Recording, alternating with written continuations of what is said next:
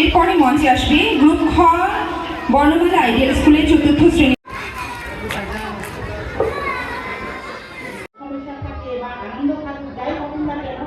আসতে পারি না, তো আমি আজকে সবাইকে দেখে আমি আনন্দ করছি।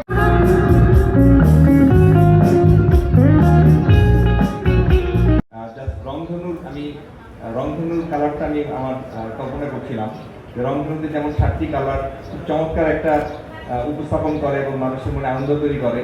আজকে এখানে যে চাকমা, মারমা, ত্রিপুরা বা অন্যান্য যে এখানে উপজাতিরা আছে এবং তাদের যে পরিবেশনা, ঠিক আমার কাছে মনে হয়েছে যে রংধনুর মতো একটি মানে শোভনীল এবং খুবই চমৎকার একটি উপস্থাপনা আজকে হয়েছে।